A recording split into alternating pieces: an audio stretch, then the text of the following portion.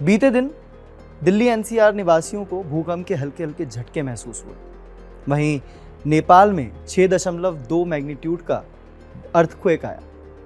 इस अर्थक्वेक के झटके दिल्ली एनसीआर तक महसूस हुए और ये पहली दफ़ा नहीं है, पहले भी ऐसा हो चुका है। लेकिन आखिर क्या वजह है कि दिल्ली एनसीआर में ये भूकंप के झटके अक्सर महसूस होते हैं? क्या दिल्ली एनसीआर सेफ नहीं है? क्या भूकंप के झटके दिल्ली एनसीआर आगे नहीं झेल पाएगा? इन सभी सवालों के जवाब आज हम जानेंगे डॉक्टर एन पूर्णचंद्र राव सर से, जो कि एक सीस्मोलॉजिस्ट हैं, एनजीआरआई। बहुत बहुत स्वागत है सर आपका। नमस्कार सर, दिल्ली एनसीआर की मैं बात करना चाहूँगा।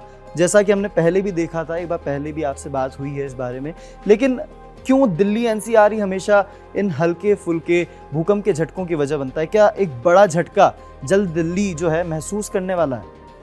तो देखिए, ऐसा है कि जब भी हिमालय में कोई बड़ा भूकंप होता है तो क्योंकि दिल्ली बहुत दूर नहीं है, it is south of the Himalayan front, तो 6 मैग्नीट्यूड से ज़्यादा जब अर्थक्वेक हो जाता है हिमालय में तो उसका जो असर है, जो तरंगे हैं, भूकंप की तरंगे जो हैं वो साउथ तक आती हैं। और इसीलिए आपको जब भी वहाँ बड़ा भूकंप मिलता है, देखने को मिलता है, तो दिल्ली में भी उसका इफेक्ट हो जाता है। खास करके जब भूकंप का जो मैग्नीट्यूड 6 से बढ़कर होता है, 6 या उससे ज़्यादा होता है, तो निश्चित रूप से दिल्ली के लोगों को भी झटके महसूस होंगे। और तो दिल्ली में देखिए 2-3 प्रकार की समस्याएं हैं। सबसे पहला यह है कि जब कोई बड़ा भूकंप हिमालय क्षेत्र में होता है, और जैसे मैंने बताया, हिमालय क्षेत्र एक प्लेट टेक्टोनिक जोन है, यानी इंडिया और यूरेशिया प्लेट्स के बीच जो टकराव हो रही है, तो उसकी वजह से जो बड़े भूकंप वहाँ पर होते हैं उनका असर आपको दिल्ली तक पहुँच जाता है। एक तो कारण ये है। दूसरा कारण ये है कि दिल्ली में भी भूकंप होने की संभावनाएं हैं। हालांकि दिल्ली का जो साइस्मिक लेवल है वो हिमालय से कम है। तो आप जैसे मान लीजिए उसको जोन हिमालय जो जोन 5 है, तो दिल्ली उससे कम है, तो ठीक है, दिल्ली में भी भूकंप हो सकते हैं, लेकिन उनकी तीव्रता जनरली जो है कम पाई गई है। अच्छा, तीसरा कारण यह है कि दिल्ली में कई इलाके हैं जहां पर जो मिट्टी है वो एकदम ढीली सी है, लूज सॉइल जिसे कहते हैं। और जहां पर लूज सॉइल होती है तो वहां पे जो भूकंप के तरंगे हैं तो उनका स्तर बढ़ जाता है। तो इसको हम लोग साइट एम्प्लीफिकेशन कहते हैं, और इसका असर कई शहरों में देखा गया है जहां मिट्टी जो है लूज मिट्टी पाई गई है। जैसे आपके जो यमुना नदी के किनारे में जो मकान है वहां पर जो है ग्राउंड शेकिंग थोड़ा अधिक होगा। तो ये कई कारण हैं जिसके वजह से आपको बार बार जो है दिल्ली में भूकंप के झटके महसूस होते हैं। सर, अक्सर ये कहा जाता है कि अगर 7 और 8 जो मैग्नीट्यूड है, इसका अगर भूकंप दिल्ली महसूस करती है तो दिल्ली नहीं बचेगी। तो क्या ये सच है कि मतलब इतने मैग्नीट्यूड का भूकंप जो है दिल्ली के पास आ भी सकता है, और अगर आए तो दिल्ली का क्या हाल होगा? देखिए, सबसे पहले मैं बताऊं कि जो अभी तक जो देखा गया है कि 8 मैग्नीट्यूड से बढ़कर जो भूकंप हैं वो सारे आपको केवल हिमालयन सिटीज में पाए गए हैं। तो दिल्ली में 8 मैग्नीट्यूड से अधिक का भूकंप होने की संभावना बहुत कम है, ठीक है। लेकिन जो तरंगे हिमालय क्षेत्र से दक्षिण की तरफ बढ़ती हैं, तो उन तरंगों का प्रभाव आपको देखने को मिलता है। तो कहने का मतलब ये है कि जो एपिसेंटर आपको शायद दिल्ली में नहीं होगा, लेकिन तरंगे जो है हिमालय से आपको दक्षिण की तरफ डेफिनेटली वो ट्रैवल करेंगी, लेकिन उसका फिर असर कम हो जाता है। जब तक वो फिर दिल्ली पहुंच जाता है तो कम हो जाता है। ज़्यादातर नुकसान फिर वहीं होगा जहां इसका एपिसेंटर है।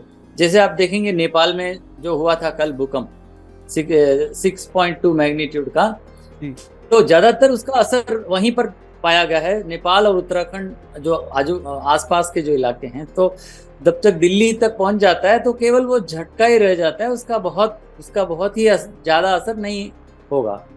तो इस पॉइंट ऑफ व्यू से तो दिल्ली में 8 मैग्नीट्यूड भूकंप होने की संभावना नहीं है या बहुत कम है। ओके सर, जो आपने बात करी हिमालयन रेंज की, तो जो ऊपरी हमारे जो राज्य बसे हुए, जम्मू कश्मीर हो गया, हिमाचल हो गया, उत्तराखंड हो गया, तो अगर हम वहाँ की बात करें तो क्या वहाँ पर जो लोग रह रहे हैं वो सेफ जगह में रह रहे हैं? क्या वहाँ पर इस मैग्नीट्यूड का भूकंप जल्द ही देखने को मिल सकता है? क्योंकि ये कहीं ना कहीं हर किसी एक आम इंसान के दिमाग में आता है कि क्या ये संकेत हैं, ये जो हल्के भूकंप के झटके हर 6 महीने हर 1 साल में देखने को मिलते हैं नेपाल में, तो क्या ये कहीं ना कहीं संकेत है एक बड़े भूकंप की तरफ का? जी, संकेत तो है, डेफिनेटली है। क्योंकि देखिए, एक बात हमको समझना है कि ये जो इंडिया और यूरेशिया का जो टकराव है, ये अभी नहीं बल्कि कई सालों से ये चल रहा है। जी। आपको मैं एग्जैक्टली बताऊं तो लगभग 40-45 मिलियन ईयर्स पहले शुरू हुआ था ये, यानी कि 4.5 करोड़ साल पहले ये जो इंडिया यूरेशिया का टकराव शुरू हुआ था वो अभी तक चल रहा है और आगे भी चलता रहेगा। जी। तो इसमें कोई संदेह नहीं कि हिमालय के क्षेत्र में भूकंप होते ही रहेंगे। आपको जम्मू कश्मीर से लेके वहाँ अरुणाचल तक सारा जो हिमालयन बेल्ट है, इट इज साइस्मिकली एक्टिव, इसमें कोई शक नहीं है। और इससे पहले हम लोगों ने कम से कम 4 बड़े भूकंप यहाँ देखे हैं, starting from 1897 in Shillong, and 1905 in Himachal, 1934 in Bihar Nepal, and 1950 इन असम। ठीक है, तो ये 4 भूकंप हैं जो जिन्हें हम ग्रेट अर्थक्वेक बोलते हैं। ये 8 से ज्यादा तीव्रता वाले भूकंप हैं। और 1950 के बाद कोई ग्रेट अर्थक्वेक अभी नहीं हुआ है हिमालय में।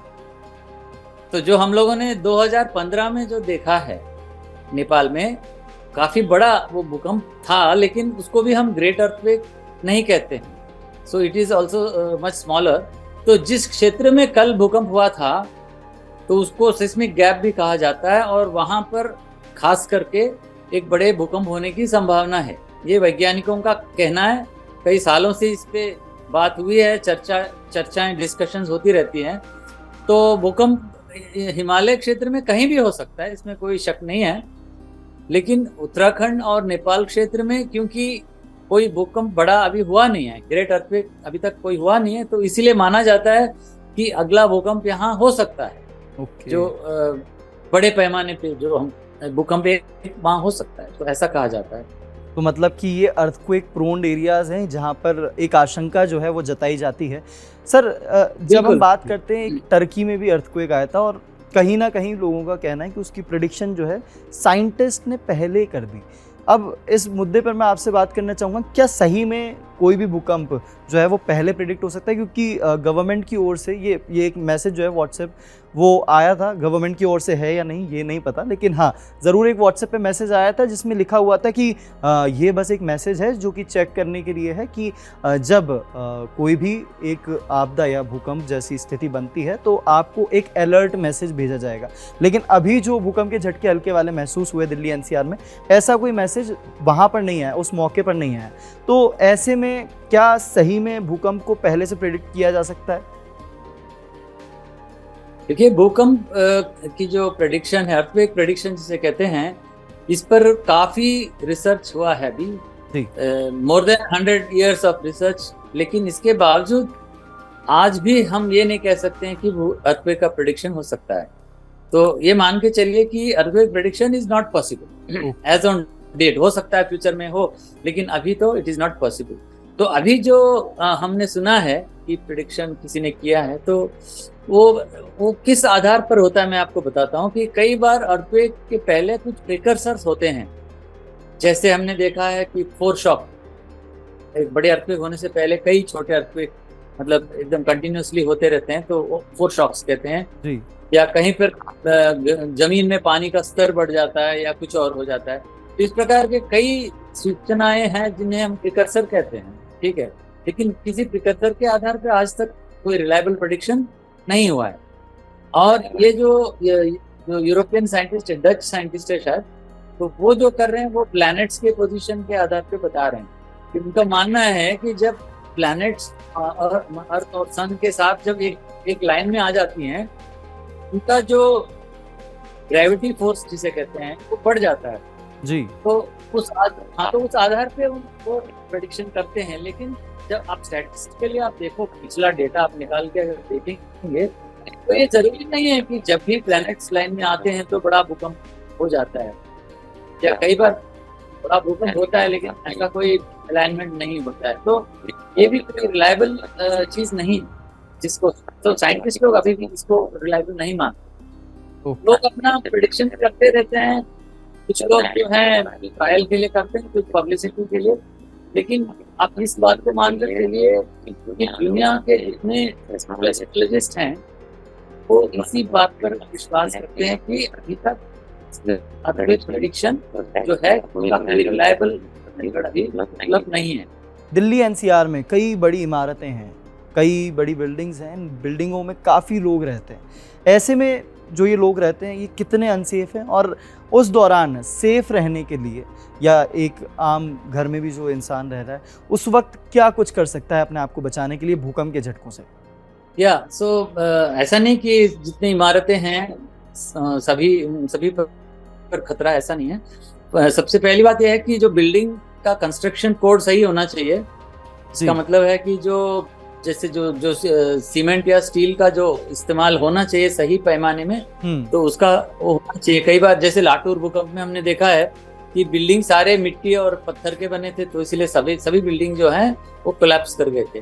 तो ये तो पहली बात है कि एक मिनिमम जो उसका स्ट्रेंथ होना चाहिए according to the codes, it should be there. अच्छा, दूसरी बात ये है कि हर जोन के लिए अर्थक्वेक रेजिस्टेंट बिल्डिंग कोड्स जो हैं ऑलरेडी वो बताए गए हैं by the Bureau of Indian Standards. तो ये जो है it is available, already it is available. जी सर, ये इस जोन इस बिल्डिंग के ऊपर भी एक सवाल था सर कि क्या ये सही में किफ़ायती हैं ये बिल्डिंग्स? क्या ये उन भूकंप में सही में डगमगाएगी नहीं इनकी इमारतें? हाँ, तो इसमें दो चीज़ें मैं आपको बताऊंगा। सबसे पहला ये है कि जो ब्यूरो ऑफ इंडियन स्टैंडर्ड्स के प्रिस्क्राइब्ड बिल्डिंग कोड्स हैं उसको अगर फॉलो करेंगे तो उस इलाके के हिसाब से जो भूकंप वहाँ हो सकता है जितना बड़ा, उसको जो है विथस्टैंड कर सकती हैं बिल्डिंग्स। तो पहली बात यह है कि ब्यूरो ऑफ इंडियन स्टैंडर्ड्स के जो बिल्डिंग कोड्स हैं उसको फॉलो करना है, सबसे पहली बात है। अच्छा, दूसरी बात यह है कि जहाँ पर साइट एम्प्लीफिकेशन हो सकता है, जो मैंने बताया आपको, जहाँ मिट्टी जो ढीली मिट्टी होती है, लूज सॉइल, तो वहाँ ऐसे रीजन्स का स्टडी हो चुका है ऑलरेडी, और हमें पता है कि कहाँ पर कितनी लूज मिट्टी है। जी। इसका जो थिकनेस होता है ना, जो सॉइल का जो थिकनेस होता है, ये बहुत इंपॉर्टेंट होता है, क्योंकि जहाँ थिकनेस ज़्यादा होता है तो वहाँ पे लो फ्रीक्वेंसी का वाइब्रेशन होता है। तो इस स्थिति में जो टॉल बिल्डिंग्स हैं, बड़ी ऊंची जो इमारतें हैं, उनको खतरा होता है।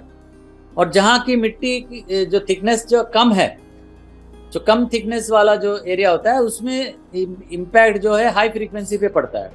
ओके। हाई फ्रीक्वेंसी मतलब छोटे बिल्डिंग्स पर पड़ता है। जी। तो ये देखना जरूरी है कि दिल्ली में कहाँ पर लूज मिट्टी है और उसका क्या थिकनेस है। तो इसका स्टडी तो ऑलरेडी हुआ है, और बिल्डिंग्स को भी उसी हिसाब से कंस्ट्रक्ट करना पड़ता है कि जहाँ पर ढीली मिट्टी के पाइल होता है, बड़ा थिक पाइल्स होता है, तो वहाँ पे ऊंची इमारतें ना बनाएं। ओके। तो इस प्रकार से जो, हाँ, इसे कहते हैं साइट एम्प्लीफिकेशन, और इससे बच के रहना चाहिए। तो जहाँ जितने भी कंस्ट्रक्शन किए जाते हैं तो वो ये सब देख करके करना पड़ता है। एक तो बिल्डिंग कोड को देखना पड़ता है, दूसरा साइट एम्प्लीफिकेशन कितना फ्रीक्वेंसी और कितना हो सकता है, वो उसका जो हिसाब है वो भी देखना पड़ता है। तो ये दो चीज़ें अगर आप देख के बिल्डिंग बनाएंगे तो फिर आप सुरक्षित हैं, अदरवाइज तो उसका इम्पैक्ट ज़्यादा पड़ सकता है बिल्डिंग पे भूकंप का। Okay, thank you so much sir हमारे सभी सवालों का जवाब देने का। हम उम्मीद करते हैं कि हमारे जितने भी दर्शक हैं वो आपके जवाब जो आपने दिए हैं आज, उन सभी से संतुष्ट होंगे, और उन सभी के दिमाग में जो सवाल थे वो सब अब कहीं ना कहीं दूर हो गए होंगे। बहुत बहुत शुक्रिया सर हमारे साथ जुड़ने के लिए। नमस्कार। Thank you sir. तो देखिए, हमारे देश में दिल्ली एनसीआर में फ़िलहाल तो भूकंप की तीव्रता जो है वो ज़्यादा ऊपर आने की आशंका नहीं है, लेकिन हाँ, जम्मू कश्मीर, उत्तराखंड और हिमाचल प्रदेश जो हमारा ऊपरी इलाका है, वहाँ पर ज़रूर एक चांस बनता है कि भूकंप जल्दी आ सकता है। ऐसे में सोचने वाली बात यह है कि जो दिल्ली एनसीआर में हम बिल्डिंग कंस्ट्रक्ट करवाते हैं उनका ज़रूर एक तोला मोला हिसाब रखें, क्योंकि जैसा कि हमारे साइंटिस्ट साहब ने बताया जो मिट्टी है वो अगर ढीली हुई और वहाँ पर अगर कमज़ोर सीमेंट का इस्तेमाल किया गया तो दिक्कत ज़रूर हो सकती है। ऐसे में ध्यान रखें और सतर्क रहें। मेरा नाम है आर्यमन गौतम और आप देख रहे हैं इंडिया टीवी डिजिटल।